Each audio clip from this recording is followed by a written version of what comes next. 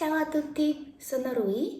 Oggi facciamo un piatto di tofu, il piatto di tofu quasi più famoso, diciamo, della cucina cinese, Mapo Tofu. Sapete perché viene chiamato Mapo Tofu e cosa vuol dire? Allora, ma nella parola cinese vuol dire le lenticchie. Po invece è un termine che usiamo per riferire alle signore un po' più grandi di te. Di solito ha anche significato della nonna. Quindi Mapo Tofu è il tofu fatto da questa signora che ha delle lenticchie. È stata una ricetta inventata nel 1862 da questa signora che è di cognome Chen. E poi questa ricetta è diventata famosissima in tutta la Cina, appartiene alla cucina Chuan. Quindi diciamo la sua particolarità è proprio il piccante, bollente, profumato, tutto insieme. Ora andiamo a vedere subito questa ricetta, come viene fatta. Come ingredienti da fare Mapo Tofu, sicuramente tofu, andrò a usare anche un po' di carne macinato per accompagnarlo, per chi è vegetariano potete non metterlo. Poi useremo un po' di aglio e zenzero tritato, un po' di pepe di Sichuan, poi passiamo al condimento, avremo bisogno di un cucchiaio di salsa Doubanjiang, un cucchiaio di salsa di soia, poi della salsa piccante potete regolarvi con il vostro gradimento, un cucchiaio di fecola di patate, sale a sufficienza e 2 cucchiai di olio di arachidi. In più andrei a usare anche un cipollotto oppure erba cipollina per la decorazione finale. Il tofu lo tagliate a circa dimensione da 1 centimetro di cubo.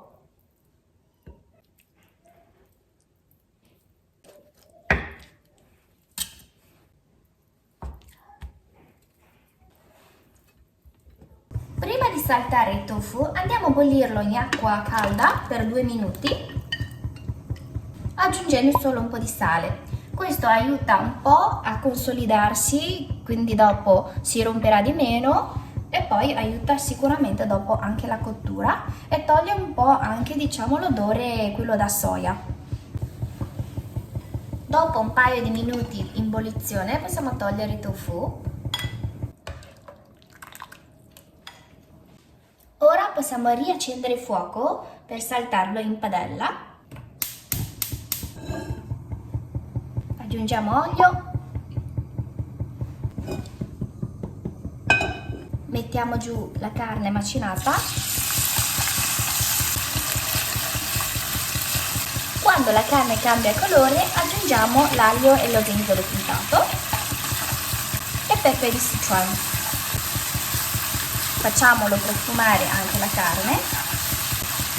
Quando sentite il profumo dell'aglio, dello zenzero, del pepe di Sichuan possiamo aggiungere delle salse.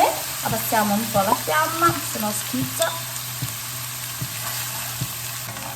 E saltiamo anche le salse.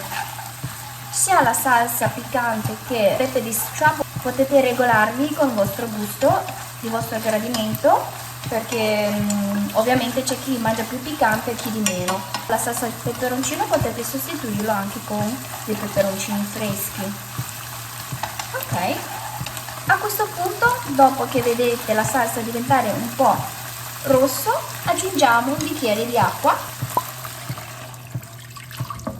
e aspettiamo fino alla ebollizione. Quando comincia a bollire è l'ora di riaggiungere il nostro tofu. Fate con delicatezza per non romperli. Quando fate questo piatto non dovete andare a saltare troppe volte il tofu. Ovviamente, essendo un alimento delicato, andando a saltarlo si rompe.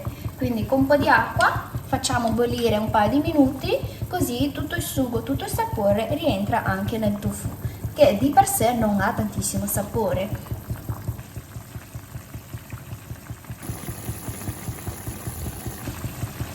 Dopo un paio di minuti potete andare a salare e aggiungiamo un cucchiaino di salsa di soia. Spostiamo con delicatezza per mescolare. Prima di spegnere il fuoco andiamo a versare il nostro cucchiaio di fecola di patate in mezza ciotola d'acqua e lo versiamo. Come vedete dal liquido è diventata una salsa, una crema. che si appiccica addosso sul tofu. Ok, ora rimane solo l'ultimo passaggio. Versiamo il cipollotto e il nostro mapo tofu è già pronto per essere servito.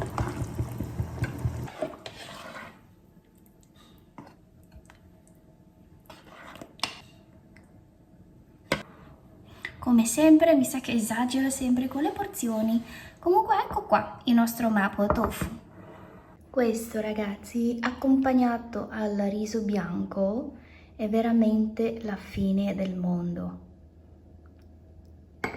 Buon appetito!